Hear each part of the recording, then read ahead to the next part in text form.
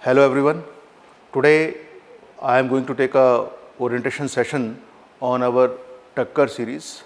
As you know, Takkar is our name for the test series which we give for the entire year, which includes prelims as well as mains tests along with the interview guidance when you clear your mains and get a call for interview. We are today going to specifically focus on history and culture. I am Raghavendra Singh Chauhan, faculty of history and culture. So before I start discussing different aspects of your preparation and how we are going to take you through the journey of Takkar when it comes to tests, especially related to history and culture, I would like to discuss this particular diagram or with you. Look at this entire thing. This graph suggests something. A person who really prepares well means if your preparation is good, you will have a good focus. If you are a focused person, you will maintain consistency. Your focus and consistency on your goal would bring good performance, and this requires practice. So practice makes a man perfect or a woman perfect, means it improves your performance, it takes you towards excellence, you excel, you try to improve yourself. First your competition is with yourself, then anybody else, right? So here Takkar, the series which is offered to you, is going to do the same to you. It is going to help you improve your performance by virtue of practice in the course of your preparation. So we are keeping 3 levels of tests in any subject. First, we will have the basic level so that you are able to lay a good foundation and practice enough at that level. You build your confidence, then you move a bit higher in this graph and you start preparing yourself for that stage where you can handle moderate difficulty level questions, whether they are in prelims tests or in mains tests. And then comes the advanced level when your preparation is good enough and where you can easily qualify prelims, where nowadays the elimination technique also is playing very important role, besides your ability to recognize particular facts or analyze particular statements, right? So this is how we move in the course of your journey with us in the Takkar series to improve your performance and practice regularly, right? Now, as you know, Takkar is a round the year test series program offered by Lukmaan IAS, okay, which includes GS paper 1 and 2 of the preliminary examination as well as GS paper 1, 2, 3 and 4 of the what you can say main examination. So it is general studies oriented test series which covers or which provides tests for prelims as well as main examination. Now, after this, I would like to, because I have to focus on history and culture, I would like to first talk about how to make history an interesting subject. See, some people like history a lot, some people do not like history that much due to their what you can say academic backgrounds or tastes, whatever the reason. But you love it, you hate it, it is very difficult to ignore history. Why? Because history constitutes an important section both at the preliminary and mains exam level. In other ways also it contributes to essay and even interview, because the knowledge of the past and its connection with the present helps you in improving your analytical abilities and presenting particular things in a better way, isn't it? So it improves certain faculties. Otherwise also, if you take a look at your entire syllabus, 2 words you must keep in mind. One is interlinkages. The topics of different, what you can say, within the same section, the topics are interrelated. Topics of different sections might also appear interrelated with other sections. For example, you might be studying Green Revolution in economic geography also, in post-independence history also, as well as, so economic geography when I say geography as well as economics, right? So this is how you have to identify where there are interlinkages in different topics. You are studying governance at one place, ethical governance at another place, in between is good governance, isn't it? So you see there are interlinkages and improvisations. So you have to understand that. Then a good approach in a, what you can say, exam like civil services would be, what you can say, interdisciplinary approach, where you are able to borrow information, ideas, facts from one discipline and use it in your answers in another discipline, especially in main GS examination and essay, and even in interviews part, and in real life as well, right? So this is how your approach should be. So now I come to history and culture particularly. I will talk about this section. Now, how should be your approach for prelims and mains? We are targeting 2025. In the process of discussing different aspects of our Takkar series, and in Takkar series I am going to talk about history and culture, different tests and all those things, right? So, first thing is how to make the preparation of GS history interesting. Some people find history, that is misperception, that it is full of dates. Some people find it boring. The reason is, when you are not understanding that this subject is important for your selection, you are not cultivating interest. The thing which is related to your goal must motivate you to take deep interest in a particular subject. Then you must learn what sources you must study.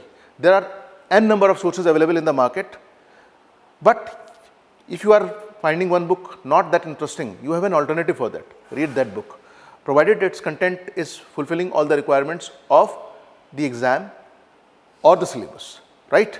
That is very important.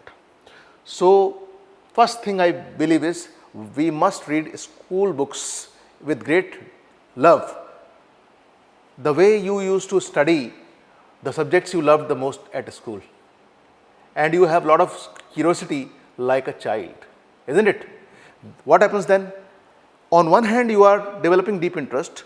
On the other side, you are also becoming inquisitive. Your curiosity demands that you must ask certain questions, and there emerges the 5 W's and 1 H. What, when, why, where, who, and then how. For civil services examination, why and how are two most important areas. If you look at different topics and develop this perspective, you will be in a position to, what you can say, refine your analytical abilities and do a good analysis of any topic, isn't it? Because whether it is preliminary examination or whether it is main stage, you see analysis is required at both levels. No question is simple and straight even in history. The days are over where you will get a simple question and you will get 4 options and you have to identify one. Rather, there are questions of different types. Now, they are not even asking you which pair is correct out of the 4 pairs. They are asking you how many pairs are correct, 2 or 3, right? Sometimes it is easy, sometimes it becomes difficult also. Then they are giving you statements. You have to identify how many statements are correct. Sometimes you have been given 2 statements and you have to see whether both the statements are correct and statement 2 is explaining the statement 1 correctly or not. Sometimes you have to see the pairs are correctly matched or not. So there are 5 or 6 types of questions which we see, especially in GS paper 1 prelims, which are there. Identify those styles and this will give you a good idea how to prepare for your exam, the real exam when you go to the examination hall to take it, right? In that process, you have to develop certain skills: pressure management, time management, decision making, logical thinking. It is not just an exam where you think they are testing your knowledge or certain power of recognition or recall. They are testing your personality by virtue of such questions, right? If you understand this, you can definitely skillfully glide through this preparation in a smooth manner, right? Now, then you should have that knack for keen observation. If it is not there, develop it. A good officer has to be vigilant, isn't it? So, when you are in the course of your preparation, you must be observant enough what is going on. You saw certain study material. Was there something which was of some use or it can be used somewhere? Okay.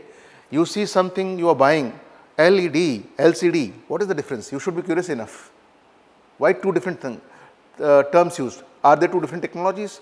That kind of inquisitiveness should be there, and it improves you a lot. And sometimes you will see some questions are such, nature is such of the questions that if you have been curious enough, you will be able to handle them in a better way. And that ability will give you some kind of security in handling questions, not only at prelims level, but in enhancing your quality of answers at the main examination as well as interview, isn't it? So, keen observation is very important. It is an important dimension of the personality of an officer. I would call it one of the OLQs, officer-like qualities, which should be part of your civil quotient, CQ, isn't it? A person who is good in emotional quotient, EQ, or emotionally intelligent should also be a keen observer, isn't it? If you observe the other side, you can understand what are the behaviors, habits, emotions the other person is feeling, and how to negotiate with him or her or the entire team, and then create a win-win situation by creating a positive environment, isn't it? So, application of things can be possible only when you keenly observe. Academically, you are just studying and mugging up things is not helpful. Cramming is not enough. Yes, you must try to remember things, but if you take deep interest and if you connect with them through keen observation, automatically you will remember them. You would have remembered, you might have observed this yourself. The people with whom you connect, the faces you like the most, or what you can say, the subjects you are more interested in, you remember them in a better way. So, create that interest, keenly observe things, isn't it? Take deep interest, I mean to say. This is a quality which you should have. Then, wherever possible, when you are making notes or you are studying, pay special attention to acronyms, abbreviations, flow charts, mind maps, and keep the atlas with you. In geography and history, you cannot study or do justice without atlas, isn't it? So, use those things. Why? Because when you use more than one faculty, more than one sense, you are reading, so your eyes are involved. You are reading loudly, your ears are involved. So, you are creating an using audio visual medium to register certain kind of information in the and analyzing at the same time in your long term memory. It is registered in your long term memory means it will stay longer in your brain, isn't it? So, those techniques should be developed. Then, as I said, history cannot be ignored, it adds value. So, you should be paying attention, but you should know how much attention is to be paid to which section. I will talk about it in detail in forthcoming slides. So, keep in mind that whatever you study, it has a direct role in achieving a goal. Automatically, you will be deeply interested. Automatically, it is expected from you that you will do justice according to the weightage of that section in the exam, right? You can't do this. They are not asking any questions directly from ancient India, a political section. So, you pay more attention to political. You must study the entire section properly. But if you look at the previous questions, prelims or mains, what is happening? As mentioned in the syllabus and otherwise also, cultural and economic sections in prelims are getting more weightage from ancient and medieval India. Such questions like areas like culture, like economy, like education, from these areas they are asking questions. Accordingly, those sections must be paid more attention rather than giving more information, more attention to political aspect. You must study everything, and this will be more helpful, and you should be more clear about this when the exam is nearby. Then you should be focusing on those areas most which are given more importance by the UPSC in the last few years, right? Because the pattern has changed from 2011 in prelims and 2013 from in mains. So, those previous questions 2011 till date for prelims and 2013 till date for mains should be studied well. Syllabus gives you an overview, but previous questions gives you clarity, and that creates a pattern before you, and your preparation becomes much more streamlined, isn't it? Just like economy of words, economy of effort should also be there. This is how you optimize your efforts, isn't it? Then, in the end, you acquire certain amount of knowledge, you develop certain skills like elimination technique in prelims, like using flow charts, diagrams, etc. in mains, and then you improve your chances to score high and get through the examination.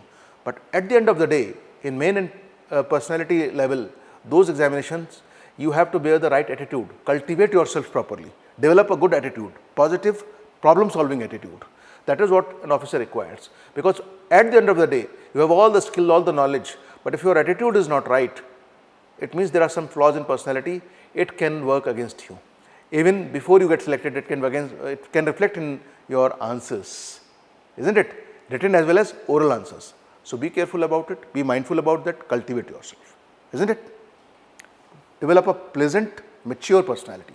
That is what we mean to say.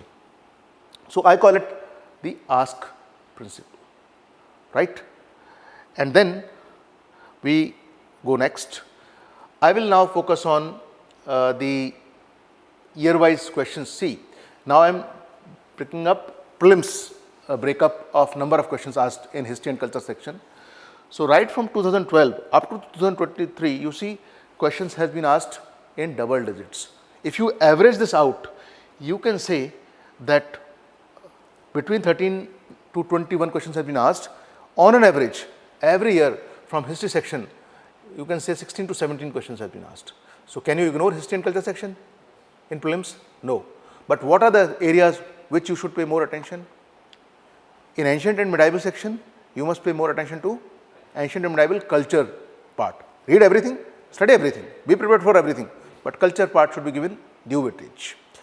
Then you should also pay attention to those areas of culture which might not be studied in ancient and medieval Indian history, like classical dance forms, they might ask questions, like festivals and fairs, all these things.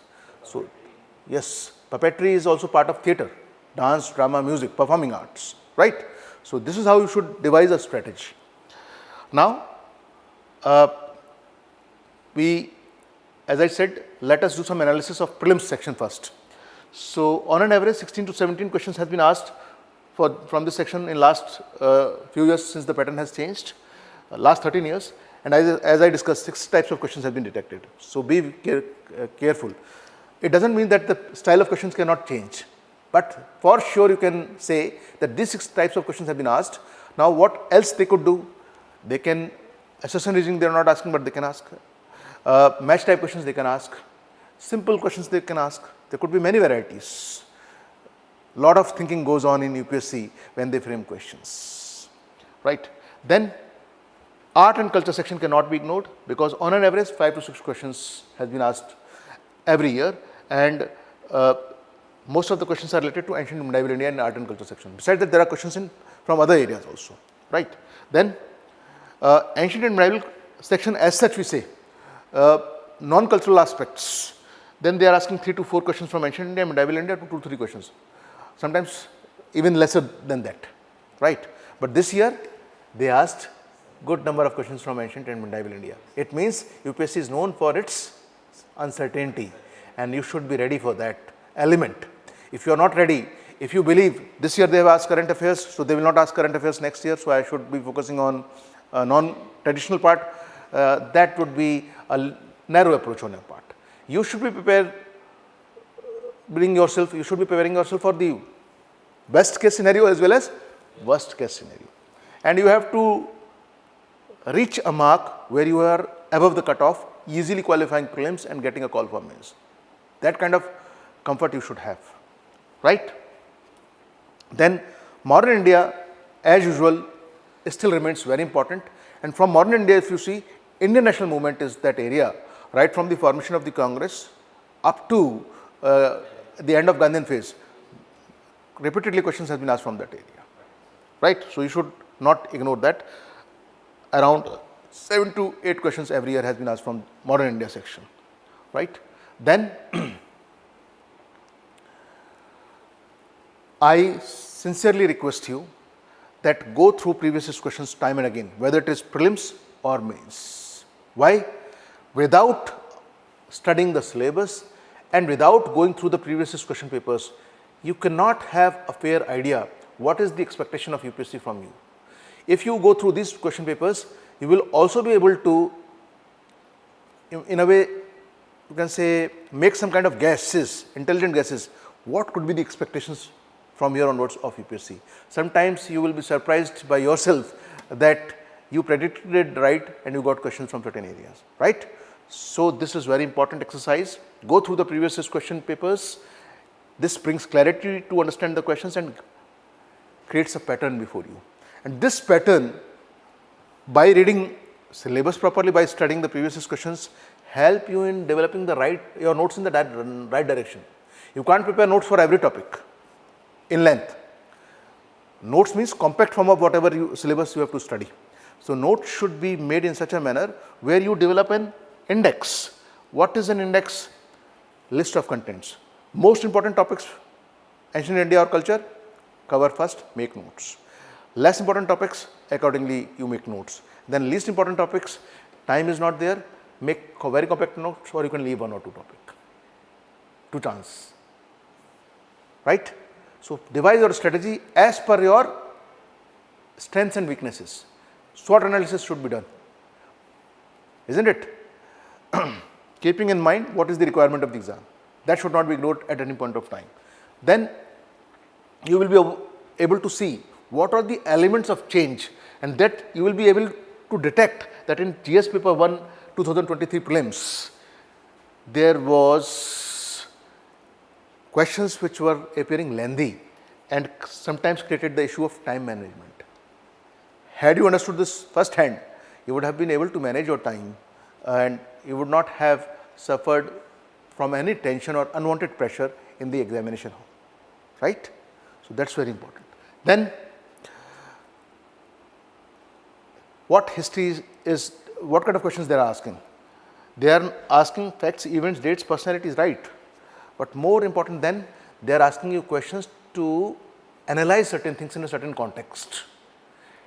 Whether it is history, whether it is any other section, analytical aspect or that element has gained weightage in all kind of areas in the prelims questions, isn't it? So you should be paying attention to that. Then when we talk about main examination, in main examination, modern India is common to both prelims and mains. Culture and heritage is common to both, and you will see most of the questions since 2013 are in culture section has been asked from ancient India or from early medieval India. They have not yet gone to medieval India and modern India, right? So those sections should be studied together for prelims as well as mains. This is called optimization of effort. Should identify the common areas and then you can develop an integrated approach which we call mains cum prelims approach, isn't it? So that requires some homework. Once you have done this, your preparation will become much smoother and you will have certain advantage over your competitors. If you don't do this, you are like playing in blind. In a haphazard manner you are preparing, sometimes doing this or that, and that creates a state of confusion. And many people I have seen, and you would have also observed, sometimes including yourself, that you used to remain confused even though you are putting in all your effort, but you are not very sure whether I am going in the right direction or not. This happens because you have not done this homework. So do this homework, and if you attend Takkar series, this will bring together a great clarity, because whatever effort we do as an institution requires an individual effort also. So individual effort plus effort of the institute, Lukmaan IAS, put together can help you in shaping yourself in the right direction and achieving a goal. That's for sure, right? So main examination, 5 to 10 questions since 2013 has been asked recurringly, and on an average of 90 marks. At best, 140 marks questions were asked in the beginning by the UPSC from this section, history and culture, but of late they have asked us 50-60 marks questions, right? So the main themes from where questions have been asked are heritage and culture, ancient and medieval India, early medieval India basically, modern India and modern world history, right? Modern India, sometimes they ask questions, not regularly, not repeatedly, from post-independence sections. On and off they ask questions. This is how things are. Now, so what should be your approach? I have already discussed whether integrated approach should be there. Study the syllabus thoroughly, identify the common areas between prelims and main syllabus. To understand the pattern and key areas, go through previous year's question papers of pre as well as main examination, and then develop an index and then prepare notes, compact ones. right? Here, a particular institute which you join can play a very important role. Many people claim that they studied on their own. I don't think that vastness of the syllabus can help you in doing that. Very few people are born with extraordinary ability where they can maintain the extraordinary level of discipline also, routine also. The institute first helps you in maintaining a particular routine. Second, it helps you in covering your syllabus in a time-bound manner. Third thing, if you are taking the tests, it keeps you in the practice mode, है ना? And it keeps you in touch with the reality of your preparation as well as what is going around, which is important for your preparation, right? So these are the advantages. So you need mentors also. At Lukmaan IAS, we particularly take interest in our students and we provide personalized mentoring for prelims, main at any point of time. So if you have any queries, if you have any doubts related to subjects, you can go to the concerned faculties.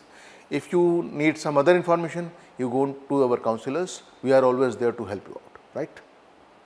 Then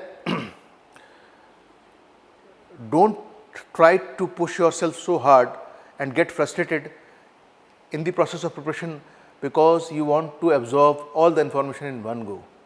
No, this is not possible. You have to study a particular limited sources, good sources, time and again, revise them, and you will be surprised that every time you pick up a book which you have already read, you will get a new perspective in certain areas, and that enriches you. So, limited, right sources, revise them. Make notes side by side, revise the notes when the exam is close by. You can't read all the books, right? So that's very important. And at the same time, you should have at prelims level and mains level practice MCQs, practice answer for main examination. Why? Because that helps you in evaluating yourself, whether your concepts are getting cleared, whether your skills are good enough to give you good marks, whether you are good on the knowledge part or not. That's very important. Why? Because the journey of a person is like this. I will, with this, what you can say, graph only, I will make you understand.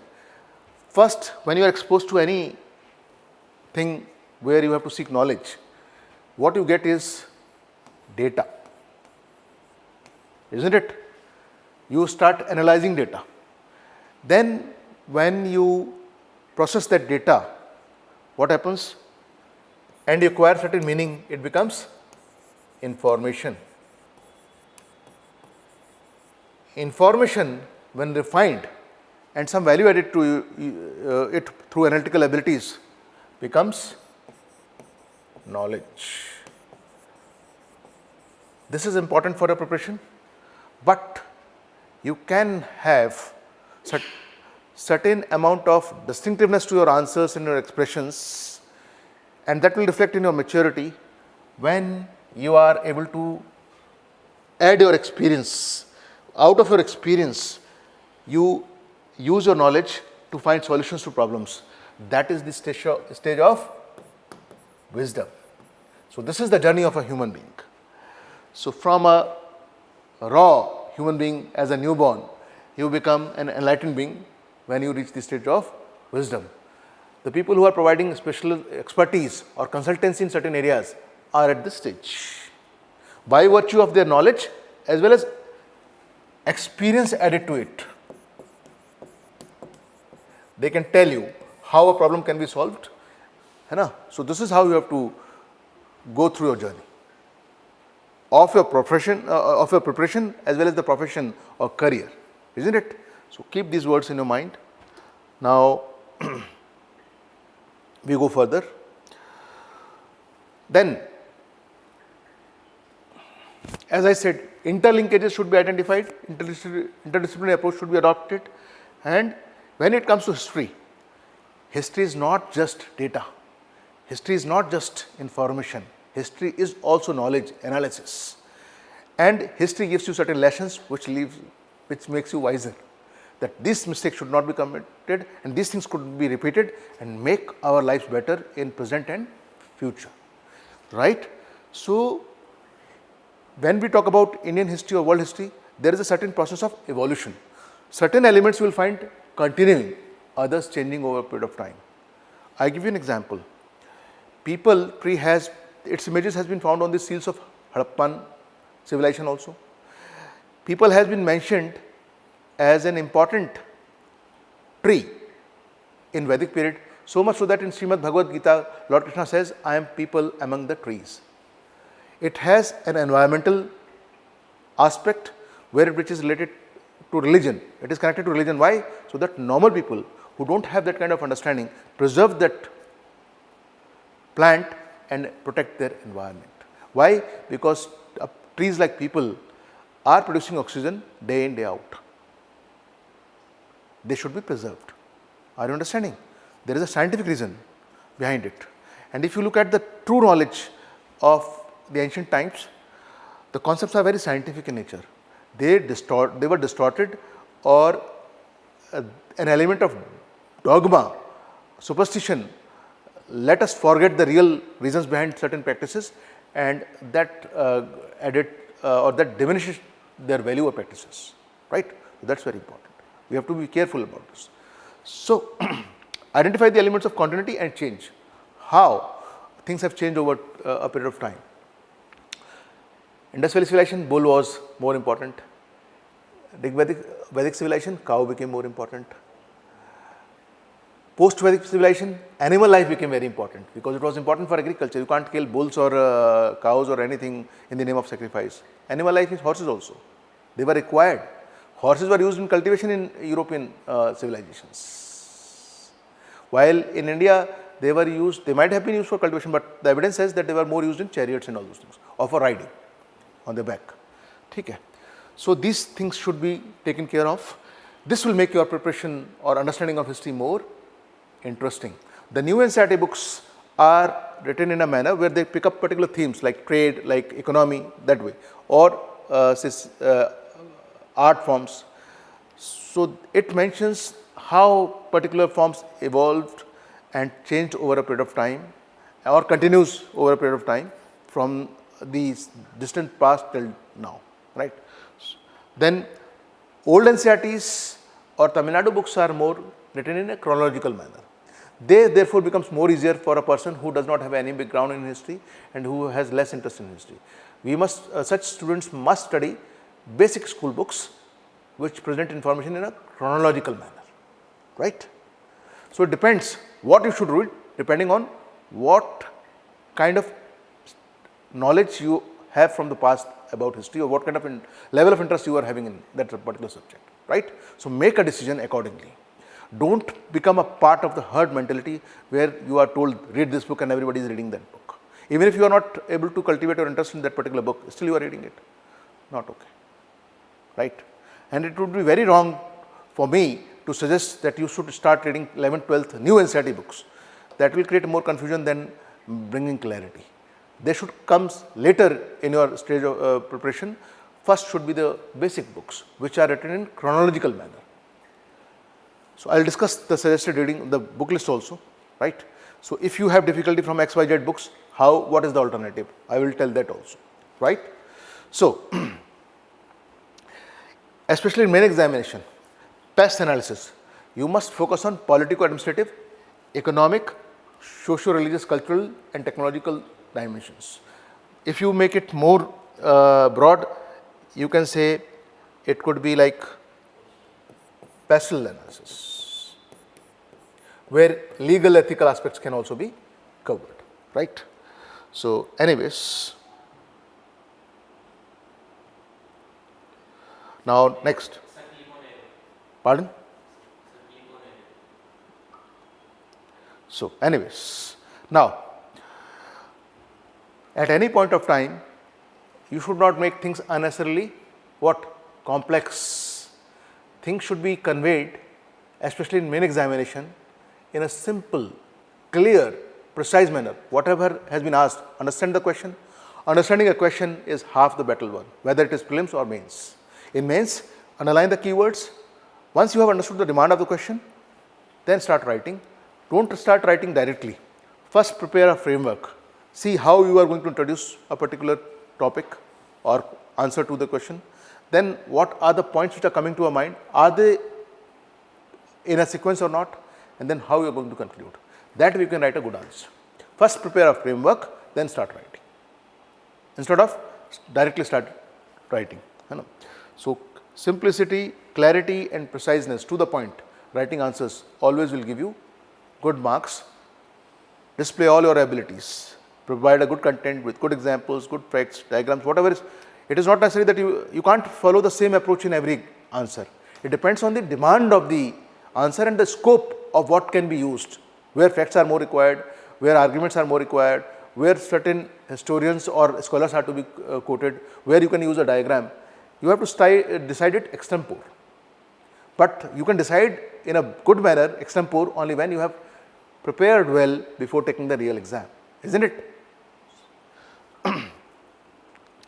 So, in mains, key themes, significant personalities, events and issues should be studied properly. Example of a theme could be what? Education could be a theme, yes. Personalities, there are many, right from whether it is Thiruvalluvar, whether it is Vivekanand, whether it is Mahatma Gandhi, whether it is Subhash Chandra Bose, any such person.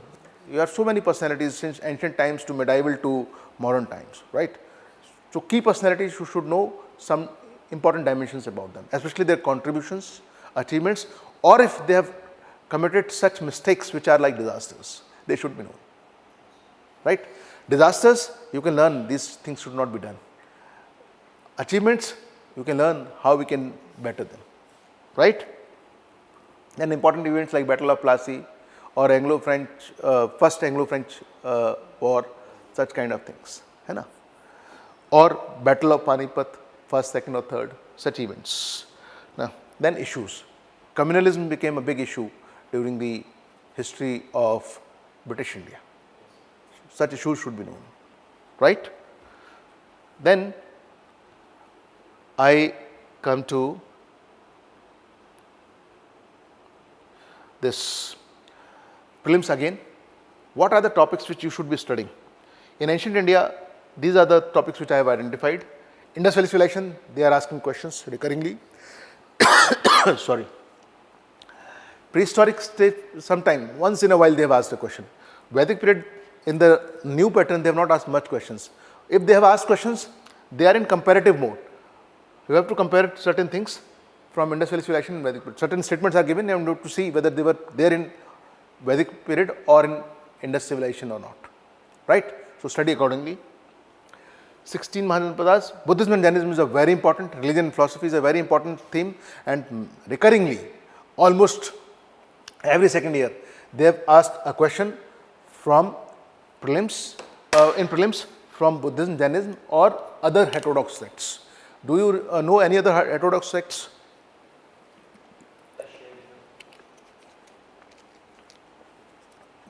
Shamanic religions, they were called.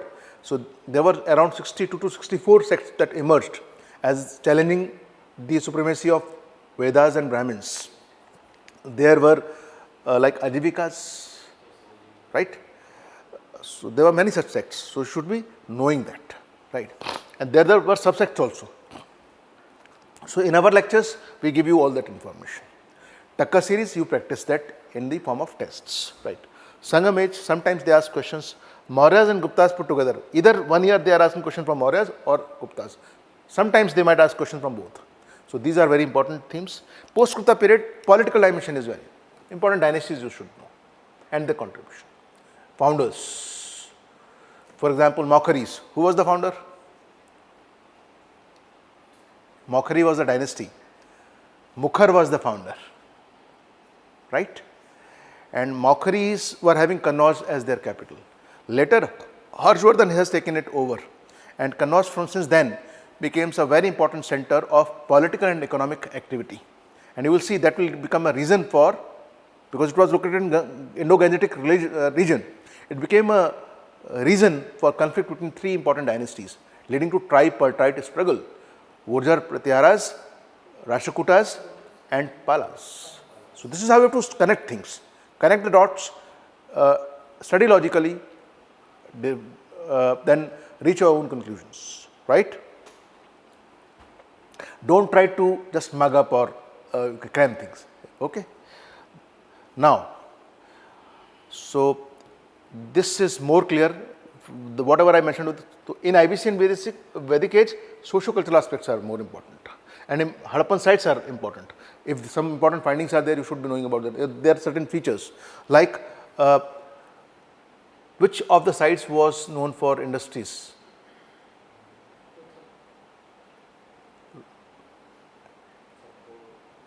Just find out. So, this is very important. So, now if I ask you where the evidence of horse has been found, 2 or 3 sites are there.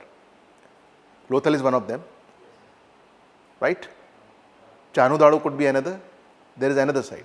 So, either terracotta figures or some kind of bones related to horse are found, but evidence is not very, very clear, right? That should be known.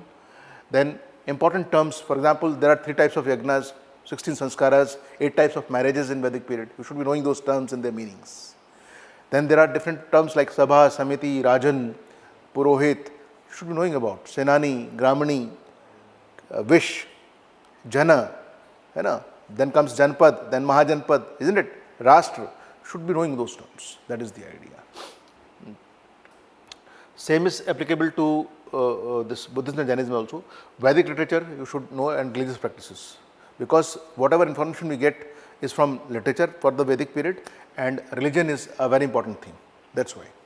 And then Buddhism and Jainism, you should know the important teachings of the founders and important personalities. Literature, canonical literature like 3 Pitakas, other literature related to Buddhism or Jainism, Angas, Upangas, Agamas, what are they? Some idea. The important councils.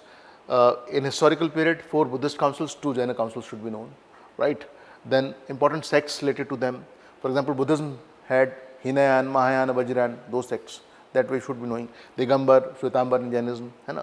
Then who were their patrons? The rulers, the merchants who patronized them, and why they declined, even their contribution. Prelims, these are the main themes from where questions are asked. That's why I mentioned this, right? So, important Mahajanpadas, republics and their capitals, or important personalities related to them. For example, if I ask you, Prasenjit was related to which Mahajanpad? He was a follower of Buddha also. Koshal, capital was Shravasti. It relates with which area? Atlas, I said, location you should be knowing. Today's Ayodhya or Faizabad, Awadh region, right? So, this is how your mind should be working, connect the things. Then, when it comes to Maurya and Gupta period, you should study everything about them, but finally, especially when the exam is coming nearby, prelims exam, your focus should be more on socio-cultural and economic aspects, because the more chances are there for asking questions from these areas, right? Or from the very beginning, you pay attention to these areas especially. Sangam literature, you should know about the literature, society and administration, that's it. Important dynasties, their royal symbols, important rulers, but more importantly, what kind of important officers were there, what are the terms used for land revenue and the different types and all these things, officials.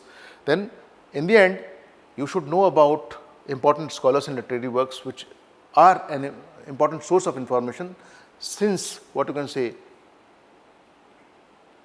Mauryan and post-Mauryan period. Those should be known, and major dynasties of post-Gupta period. Okay?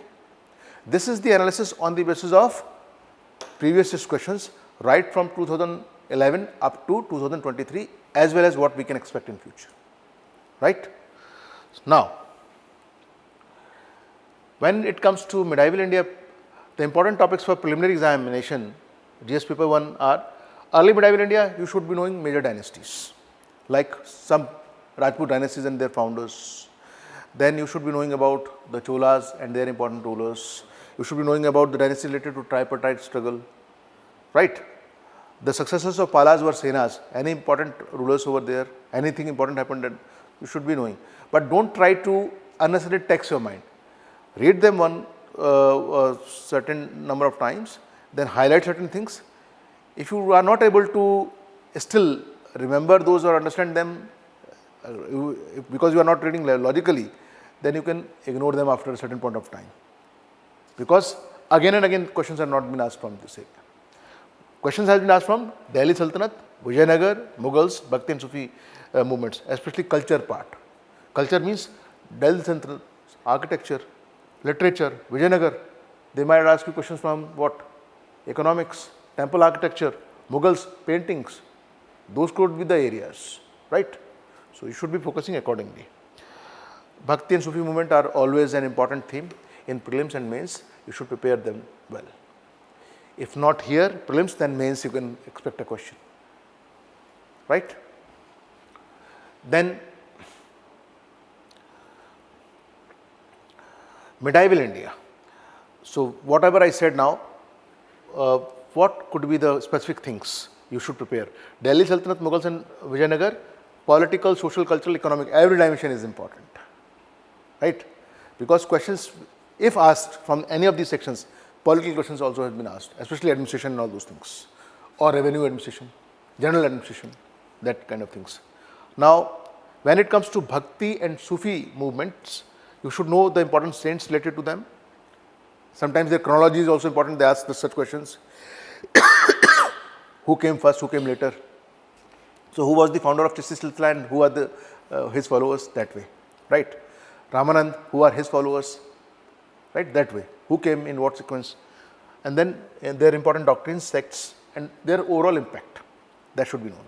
Reasons for their emergence.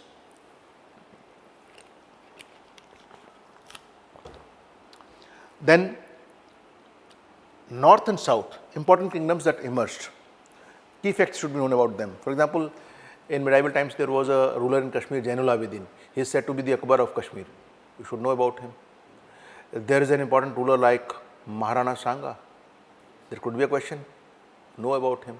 So such personalities should be known. There is a lot to do when it comes to reorientation of history. And this we are seeing in the type of books written by NCERT and the questions emerging. So be prepared for that, isn't it?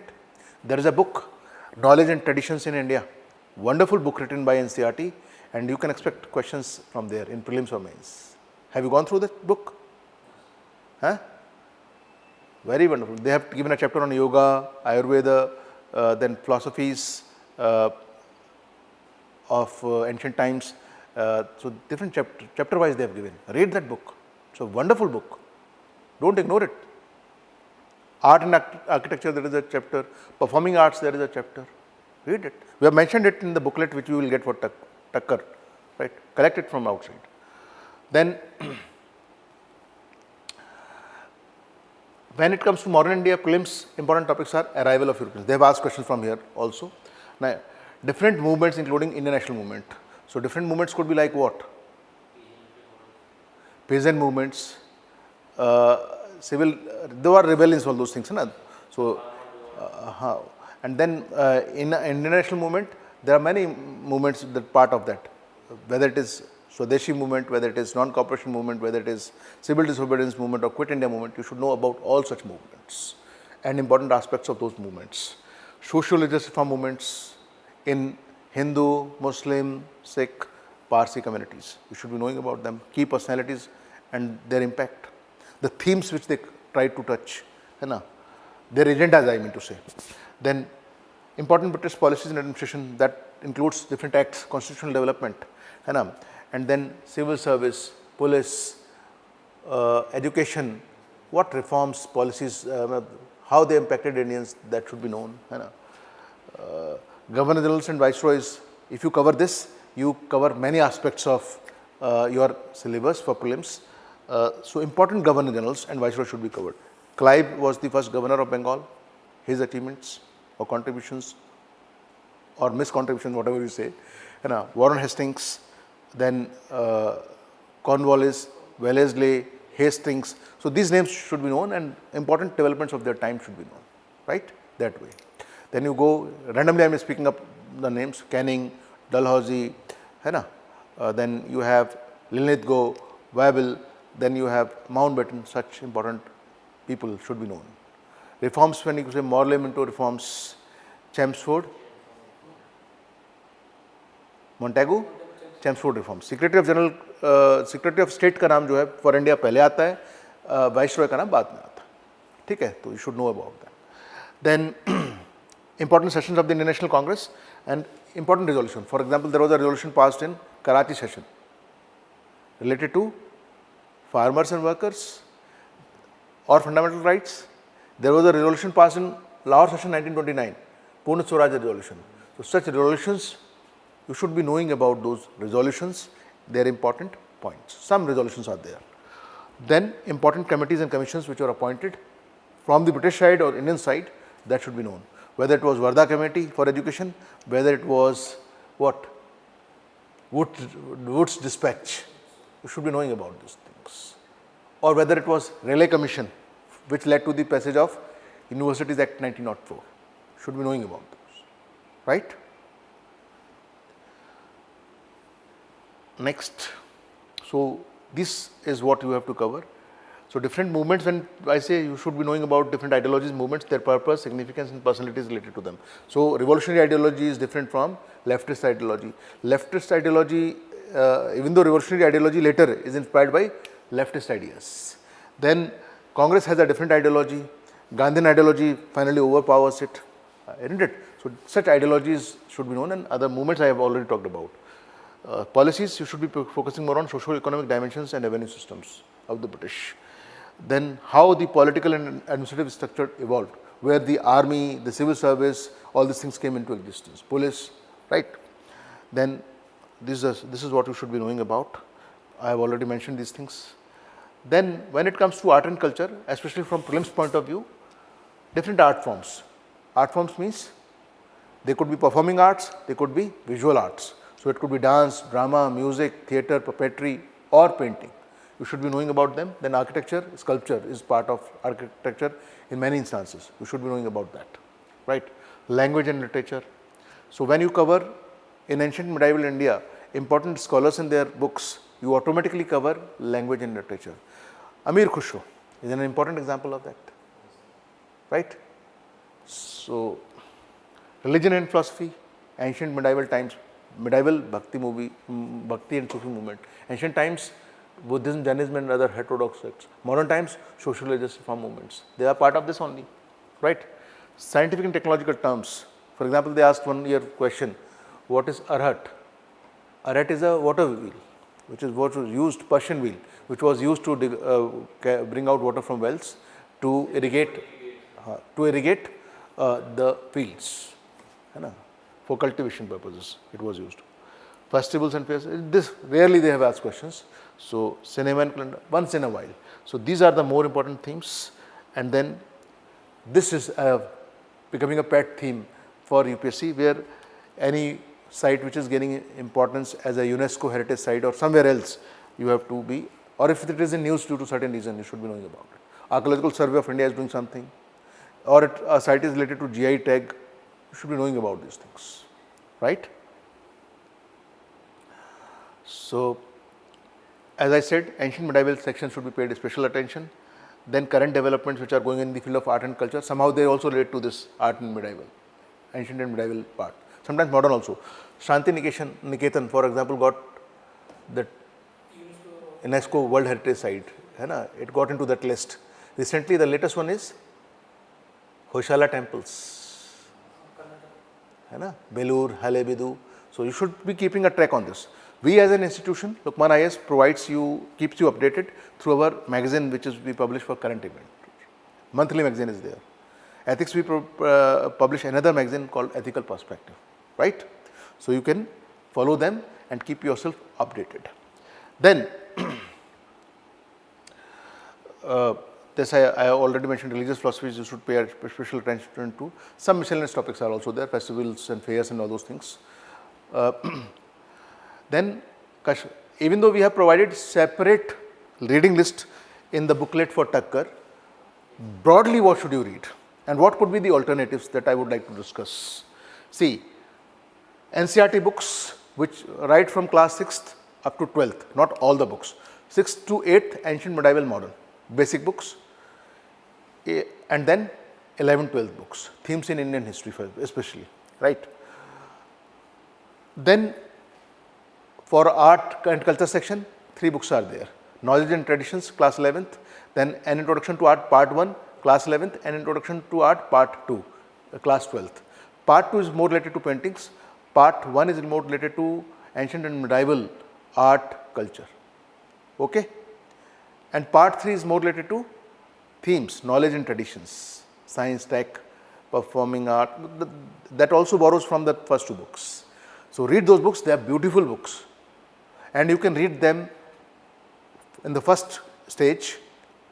When you are reading it for the first time, I would suggest just have a yellow highlighter, nothing else, and highlight only those things which are very compelling, and read it at a moderate pace, not at a slow pace, a bit above average speed. And then in the second round, you can pay more attention to certain terms and underline, or you can do it other way around. Develop this strategy. You can't give same amount of time. You can't read a book very slowly again and again. You have to increase your speed and power of absorbing those things, isn't it? When you read things more than once and twice, automatically and with a lesser gap, the chances of remembering and recalling those things are much higher. Okay? So, NCERT books, now people ask old books or new books. Old books sometimes appears, even though they are good books, sometimes they now appear out of context in certain areas. So what you can do? Study Tamil Nadu books, 11th and 12th, latest books. They give you a chronology of the events, and important themes are covered. That gives you a good overview. So read these books first, or you can even read ICSE 9th and 10th books, very well written, of history. Any one source. Don't try to read everything, because you have so many areas to cover. Syllabus is vast. You have to do justice to all the areas. So make up your mind, go to the market, see what is suitable for you, and make up your mind, make a choice and read those books. Okay? This book is suggested for mains, especially. It is very good. 1857 onwards starts Bipin Chandra's India's Struggle for Independence, published by Penguin. This book is far better, From Plassey to Partition and After Shekhar Bandyopadhyay. If you can read, and if you don't want to read many books, to some students who have more grasping power, I suggest go for Ancient India, Ajit Jha, Pearson publication. For Medieval India, go for Sujata Menon, job done, very well written books. Modern India, just go for Shekhar Bandyopadhyay. People ask, should we study Spectrum or not? Spectrum is a summation of Bipin Chandra and some other books presented in notes form. Right? But without reading the basic books, you can't read any other book. That comes later. So make your own list and then stick to it. Don't change it frequently. Modern India, people say many books, but one book that comes to my mind, once is old NCERTs. Read old NCERTs, very well written. The Story of Civilizations, volume 1 and 2. Selective chapters are there, which starts from beginning of modern age up to Cold War in both the volumes. That gives you a very good understanding of world history, basics. Then you can read Ranjan Chakravarti for more analysis. Nothing more than that. Otherwise, there is endless list which I can suggest, right? Or you can read this book. This is a simple book giving a complete overview of world history. So this is how you should go to make your job easy, so that you are not confused. You attend institute, and we mentor you there. You prepare class notes. Keep on enriching them from your side only. Make notes in an intelligent manner. Leave space in every page for additional value addition, for footnotes, right? So this is how you should go. So this was all when it comes to how to make history interesting and what should we do. Now I go to that part where I am going to expose you to the different levels of the tests as such of the Takkar series, right? So here I will talk about the different levels. As I said, there will be 3 kinds of tests in every area. So what will happen? There will be tests in every subject for prelims. If the subject is there in mains also, mains level test will be there also. So, for example, now because history is my area, history and culture, I will talk about that only. So, you will have one basic test or two basic tests in prelims and mains, same sequence is followed. Then moderate level tests and then advanced level tests, both in prelims and mains. Here what we have done, for example, there is level 1 test or basic test. We will cover the syllabus here like this. Oh, what happened?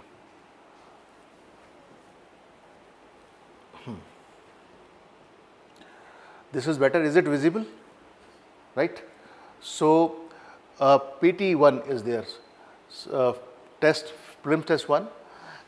We cover history of ancient India. All the subtopics are mentioned. History of medieval India. Right? So, 2 sections are covered. And we suggest what should be read. I have already discussed those things. But if you want to have more exposure, get this booklet. Keep it with you. Right? Read it, study it in detail. Right? So, this is given as per the demands of the UPSC examination pattern only. Right? So, we make your life easy.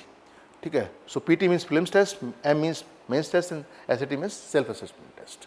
We will give you in the end self-assessment test at times, so that you can go take the questions and attempt those questions and see how it is going, your preparation, right?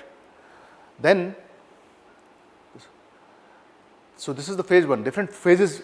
This would have been told to you in the initial lectures about Takkar or initial orientation, that there will be 4 phases. Phase 1, phase 2, phase 3 and then phase 4. Phase 4 is more of related to interview guidance once you clear your mains, right? So, in phase 1 we will have prelims as well as mains test, basic test, where we will cover heritage culture of ancient and medieval India. Why? Because questions have been asked from this area, right? So, you have a test on 18th for mains, for prelims on 11th, right? So, these are the areas from which questions will be asked, and this book you must be reading, Knowledge, Traditions and Practices in India, class 11th. Very good book. I recommend it strongly, right? Then we will have second test of prelims. So, in total 3 or 4 tests prelims and almost 3 tests for mains. History section is there, right? And then history will be a part of what? Full-fledged tests also, history and culture for mains and prelims. That is a different story. So, you can go to the entire schedule, through the entire schedule, and you will understand that thing. And if you have any queries, come to our counselors or come to us, particular faculty of the subject, they will make you understand this thing in much more clear way. Okay. So, second test, modern India will be there, and the what is to be referred is mentioned over there. Okay. Then phase 1 is still going on. Then we will have again mains test, where we will first we have covered heritage and culture of ancient medieval India. Now we will cover history of modern India and post-independent India, right? And then we will have separate test where we will cover world history along with Indian society. That will be M3 and M4 tests, mains 3 and mains 4 tests. And then in the third prelims test, where we will be having revision in a way, we will be covering ancient, medieval and modern Indian history. Then moderate level mains test, when we say we call it level 2 also, we will have full test of what? History and society section, where we will cover Indian heritage, culture, freedom struggle, post-independence, whatever is mentioned over there, minus geography, right? So, this is how we have planned the entire thing, go through this, and I think we are in a position to do justice to your preparation and practice through this test series. If you maintain pace with this, there is no reason you should not feel confident by the end of this test series that you will not be doing well in preliminary and main examination, right? So, now before I wind up, I would like to talk about one more thing. What type of questions has been asked? See, They are asking very analytical questions, or questions which I would say rather than analytical, thought-provoking. You can't simply just read the question and tick mark that this is the right choice. You will have to think. They are thought-provoking questions.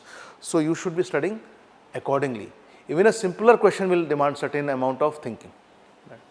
For example, I randomly pick up a question, say from Indus Valley Civilization in prelims. Which of the following characterizes the people of Indus Valley Civilization? This was a question asked in 2013. Now they have given 3 statements. They possessed great palaces and temples. They worshipped both male and female deities, and they employed horse-drawn chariots in warfare. Now, immediately you should be able to understand what is right, what is wrong. So they possess great palaces and temples. We don't get much evidence about temples. So statement becomes wrong, right? They worship both male and female deities. That is very clear.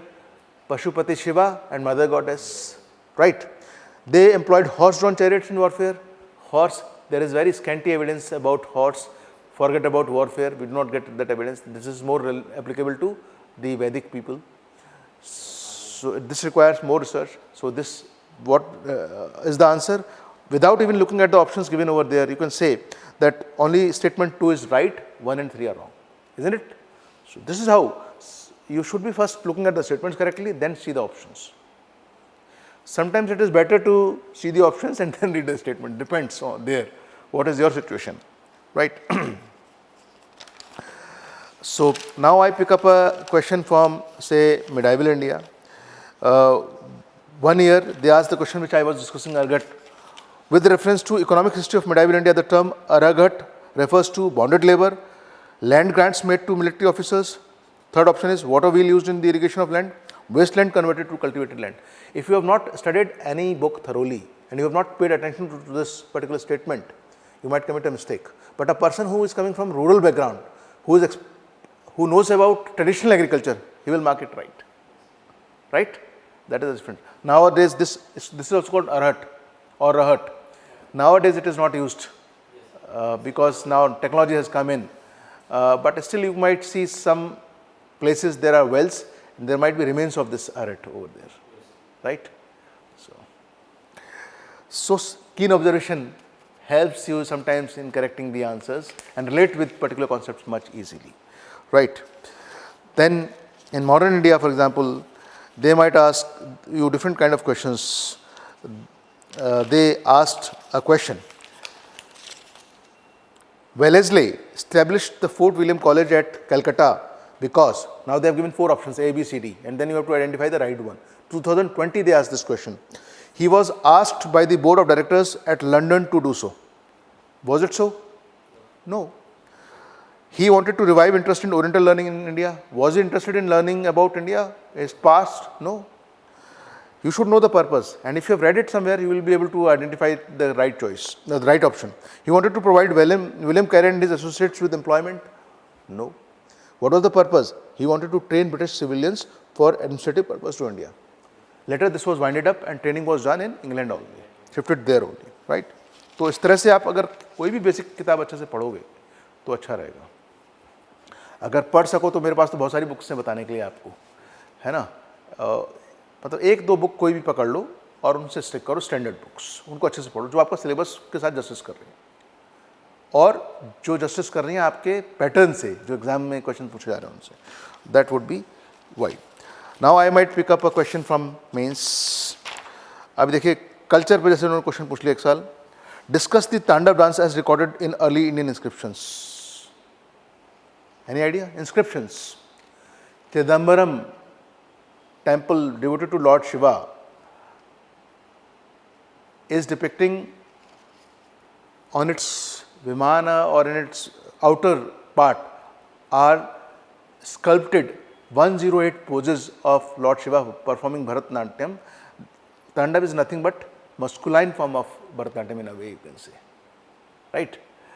तो आप उसके बारे में कुछ लिख सकते हैं. तांडव का purpose, understand the demand of the question, ठीक है ना. तो तांडव क्या है ये बताना है और एक एग्जाम्पल दे देना है ना. एंड में आप चाहें तो किसी नई चीज़ से रिलेट कर सकते हैं. कॉस्मोस एक बुक है जो कार्ल सगान ने लिखी है, जिसमें उन्होंने बताया है कि Tandava is more related to the vibration, the energy, the activity which takes place in the entire existence, working on the universal principle of what we call atom. So, whether it is atom which is having a nucleus and electrons moving around it, whether solar system, sun in the between and planets moving around it, galaxy, pole star is there, then other bodies are moving around it. This is the system. This gives a notion of linear time and cyclical time. Cyclical time कैसे? हर चीज़ घूम रही है, weather change होती है, गर्मी आती है जाती है, फिर सर्दी आती है, फिर वो रिपीटेशन चलता रहता है, डे एंड नाइट रिपीटेशन चलता रहता है, लाइफ एंड डेथ चलता रहता है किसी फॉर्म में, है ना. तो ऐसा कुछ सोच के आप कुछ आंसर लिख सको तो you will be able to add value to your answer, distinguish it from others, and therefore attract the attention of the examiner and get better marks. Showcase your personality, that you think and you know, and you present things in a better, interesting manner, isn't it? फिर एक साल उन्होंने क्या पूछ लिया, मैं एक और क्वेश्चन पिकअप करता, मॉडर्न इंडिया से कोई क्वेश्चन पिकअप करता हूँ अभी.